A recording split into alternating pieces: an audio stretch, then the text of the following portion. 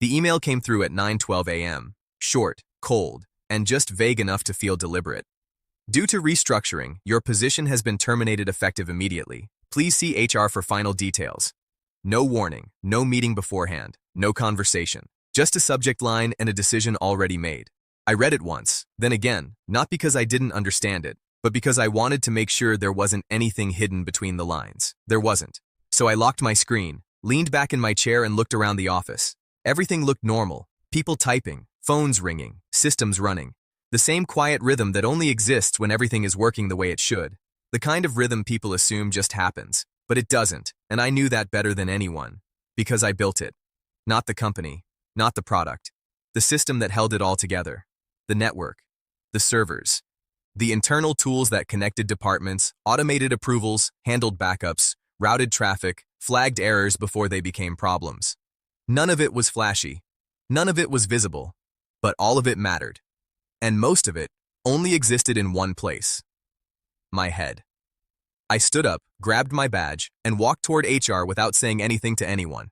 No dramatic exit, no announcement. Because at that point, there was nothing to argue. The decision had already been made. HR was ready when I walked in, which told me everything I needed to know about how this had been handled. Prepared, scheduled, final. The woman across the desk gave me the kind of smile people use when they're trying to soften something that can't be softened. "We appreciate your contributions," she said. I nodded once. "I'm sure you do." She slid a document across the desk. Severance. I looked at the number. $5. Not 5,000. Not 5 weeks. 5. Actual. Dollars. I didn't react right away. Because sometimes the only way to understand something like that is to give it a second. "Is this correct?" I asked. She glanced at it briefly. "Yes, that's what was approved." Approved. Meaning someone signed off on it. Someone looked at my role, my responsibilities, everything tied to the infrastructure of the company, and decided it was worth less than lunch. I almost laughed. Not because it was funny, because it was so disconnected from reality that it felt like a mistake. But it wasn't. "You'll also need to sign the exit acknowledgement," she added. I looked at the document, then back at her. "Of course," I said. And I signed it. Clean. Simple. No argument. Because arguing would have implied I needed something from them. I didn't. I handed the pen back, stood up, and asked one question. "When does my access terminate?" "End of day," she replied. That was the second mistake. I nodded once. Understood. Then I walked out. Back to my desk. Same office, same systems, same quiet rhythm. Only now. I wasn't responsible for any of it. Not really. I sat down, unlocked my screen, and opened the monitoring dashboard. Everything was green. Servers stable. Traffic balanced. No alerts. Exactly the way it should be. I spent the next hour doing something very specific. Not deleting anything. Not sabotaging anything. Just stopping. Stopping the extra checks. Stopping the manual overrides. Stopping the silent corrections that kept small issues from becoming visible. Because that's what my job actually was. Not fixing problems after they happened. Preventing them from happening at all. And prevention is invisible. Until it's gone. Around noon, I got the meeting request. From him. The boss. The one who signed off on the decision. Quick sync before departure. I accepted. Walked into his office at exactly 12:30. He didn't stand up. Didn't offer a handshake. Just gestured toward the chair. "I assume HR filled you in," he said. "They did," I replied. He nodded. "This is just part of restructuring, nothing personal." I sat down calmly. "Of course.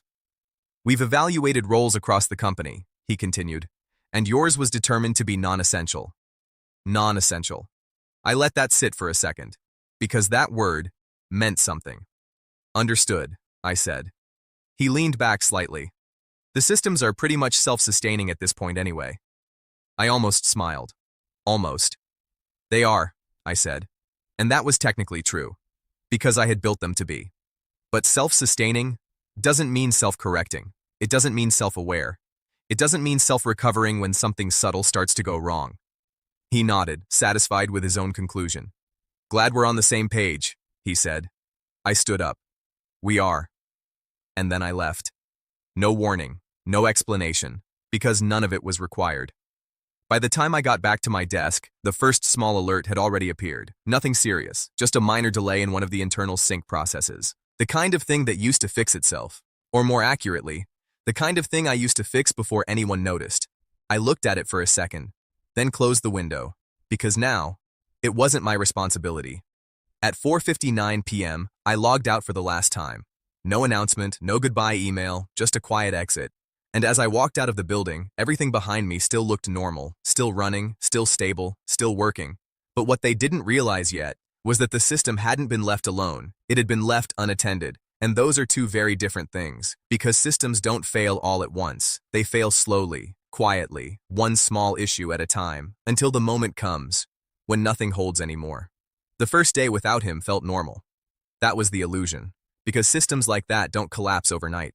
They hold, they stretch, they absorb small inconsistencies until those inconsistencies start stacking in places no one is watching. By mid-morning, the first complaint came in, a delay in file syncing between two departments, nothing critical, just slow enough to be noticed. Probably network latency, someone said. Restart the app, someone else replied, and for a while, that seemed to fix it, because the system was still carrying the weight of everything he had built into it.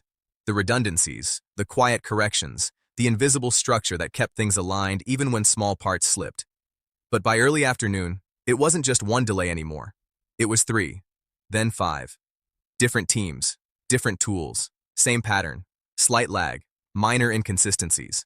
Nothing that screamed, problem, but enough that people started mentioning it. IT support got the first ticket, then another, then a small queue, not urgent, not alarming, just unusual. They checked the basics. Servers were up, traffic looked normal, nothing obvious. So they marked it as temporary and moved on. That was mistake number 1. Because what they were looking for wasn't obvious. It never is. By the second day, the pattern spread. The delays got longer. The sync issues turned into mismatches, files not updating correctly, versions overlapping, departments working on slightly different data without realizing it. Still not catastrophic, but now noticeable. The kind of thing that slows people down just enough to create frustration. The boss heard about it around noon, a quick mention in a meeting. Some minor system hiccups, someone said. He nodded. It will handle it, he replied. Confidence without understanding. Because to him, the system was a tool, something you buy, install, and forget. Not something that needed constant awareness, constant adjustment, constant attention. That was mistake number 2. By midweek, the first real crack showed. A report went out with incorrect numbers, not wildly wrong, just off enough to cause confusion. Meetings got delayed, emails started flying. What version are we using? Why doesn't this match? Who updated this? No one had an answer, because the system that kept everything aligned was no longer aligning anything. It was just running, and running without guidance creates drift. The IT team dug deeper. They started checking logs, processes, connections, and that's when they noticed something. Not failure, absence. Small automated corrections that used to happen in the background weren't happening anymore. Scripts that used to run quietly weren't running. Manual overrides that used to catch inconsistencies weren't being triggered because no one knew they existed. They weren't documented. They weren't labeled. They were just part of how things worked, or rather, how things used to work. By Thursday, the boss started asking questions. Why is this happening? He demanded in a meeting. It didn't have a clear answer, because they were still trying to understand a system they hadn't built. A system that had grown piece by piece over time, shaped by one person who knew exactly where the weak points were and how to reinforce them before they showed. Now those reinforcements were gone, and the weak points were starting to surface. It's manageable, someone said. That was mistake number 3, because manageable problems don't multiply. These did. Friday morning, the first outage hit. Short, 15 minutes. One internal tool went down, then came back. People shrugged it off. Just a glitch. But it wasn't. It was a signal. A warning that the system wasn't stabilizing itself anymore. It was destabilizing, slowly, quietly. By the end of the week, the office felt different. Less smooth, less predictable, more reactive. People double-checking things they used to trust. Teams hesitating before pushing updates. Managers asking for confirmations that never used to be necessary. Productivity didn't drop all at once. It leaked through small inefficiencies, through repeated work, through uncertainty. And that's the kind of loss that doesn't show up immediately in reports. But it builds. Fast. The boss started noticing the tension, deadlines slipping, meetings running longer, Decisions delayed because no one was completely sure the data was accurate. So he called IT in again. This shouldn't be happening, he said. They agreed. But agreement doesn't fix systems. Understanding does. And they didn't have enough of it yet. One of them finally said it, carefully. We're missing something, he admitted. What? The boss asked. He hesitated, then answered. Whoever set this up built in a lot of manual controls. We're still finding them. That was the closest anyone had come to the truth. But it still wasn't enough, because finding something doesn't mean you know how it works, or why it was there, or what happens when it's gone. By the start of the next week, things escalated. Another outage. Longer this time. 40 minutes, then an hour. Now it wasn't just internal. Clients started noticing. Emails started coming in. System unavailable. Data mismatch. Access issues. The kind of messages that don't stay quiet. The kind that move up the chain quickly. The boss wasn't calm anymore. Now it was urgency, pressure, demand. Fix it, he said, but fixing something you don't fully understand isn't quick. And every attempt they made introduced new inconsistencies because they were adjusting parts of a system without knowing how those parts interacted with everything else. It was like pulling threads without seeing the pattern they were part of. By midweek, the system wasn't just unstable. It was unpredictable. Some things worked, some didn't. Some fixed themselves, some got worse. No clear pattern, no clear cause, just instability. And that's when someone finally asked the question that should have been asked at the beginning. Who built all this? The room went quiet, because everyone knew the answer, but no one had said it out loud yet. The boss shifted slightly. Former employee, he said. Can we bring him back? Someone asked. Another pause, because now it wasn't just a technical issue, it was a decision. One that had already been made, one that was now being tested. We'll handle it internally, the boss said, but his voice didn't sound as certain this time, because deep down, he was starting to realize something. The system hadn't failed. It had lost the one person who understood how to keep it from failing, and that kind of loss doesn't show up immediately. It shows up like this, slow, cumulative, relentless, until the moment comes when it can't be ignored anymore, and that moment was getting closer. By the time the system actually broke, it didn't feel sudden. It felt inevitable. Like everything that had been building quietly over the past week had finally reached the point where it couldn't hold itself together anymore. Monday morning started like any other. People logging in, coffee cups on desks, meetings scheduled, deadlines waiting, and then, nothing loaded.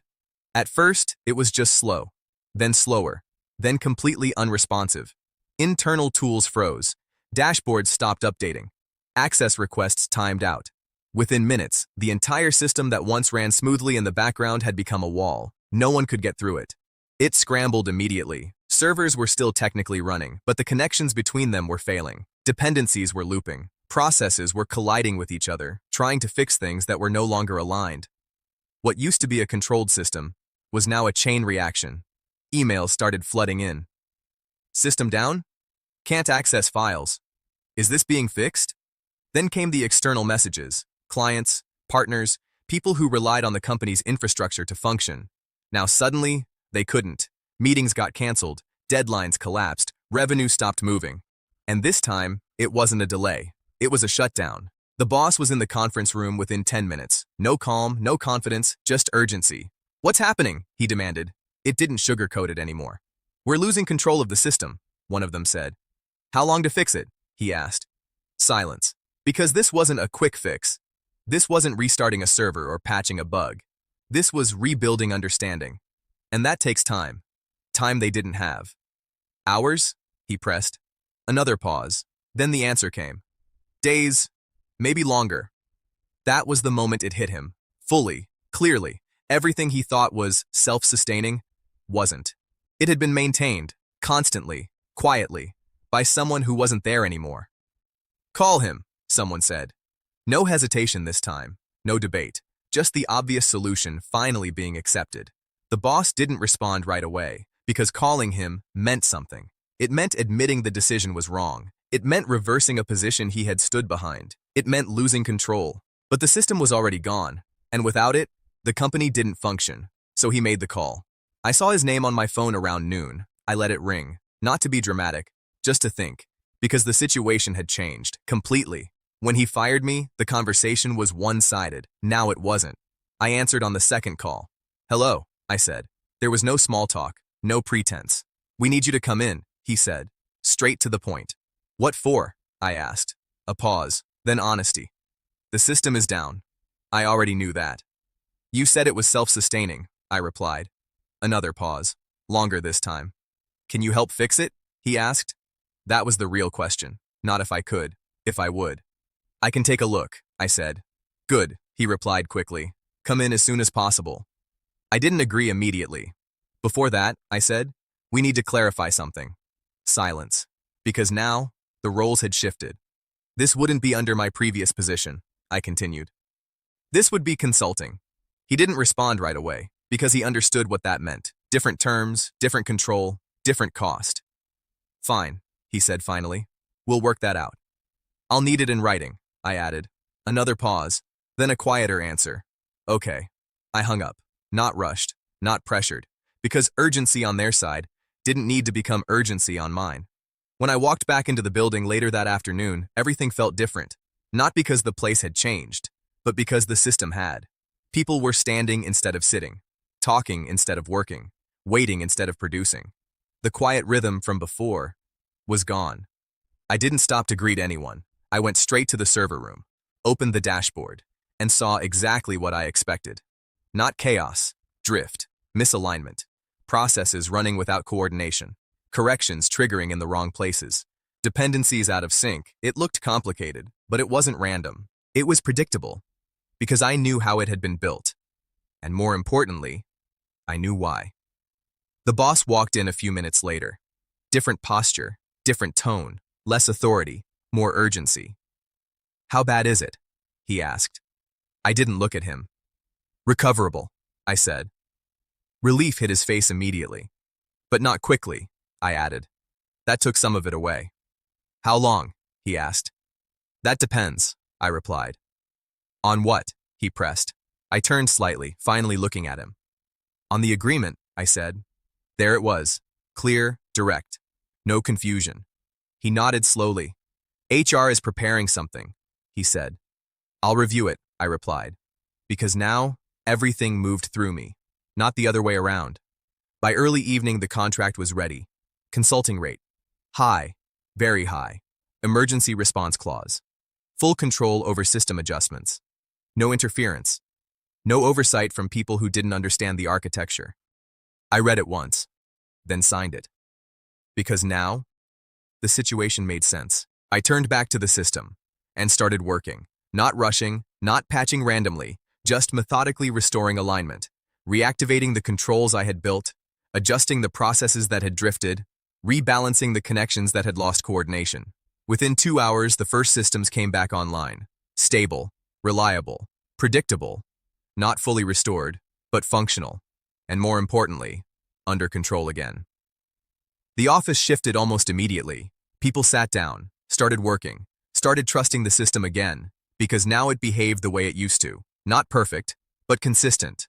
By the next day, everything was fully restored, clean, stable, aligned, exactly the way it had been before. Only now, everyone understood something they hadn't before. The system didn't run itself. It never had. As I packed up to leave, the boss stopped me near the door. "Appreciate you coming back," he said. I nodded once. "No problem," I replied. Then I paused for a second, just enough, and added something simple. "Next time, you might want to understand what someone does before deciding they're non-essential." He didn't respond, because there wasn't anything to say. The answer was already clear. I walked out the same way I had before, quiet, calm, but this time, with everything exactly where it should be. Because in the end, it wasn't about revenge. It wasn't about proving a point. It was about something simpler, value, and the difference between thinking something has none and realizing it too late. How did you like the story? Please like, share, and subscribe my YouTube channel for more HOA interesting stories.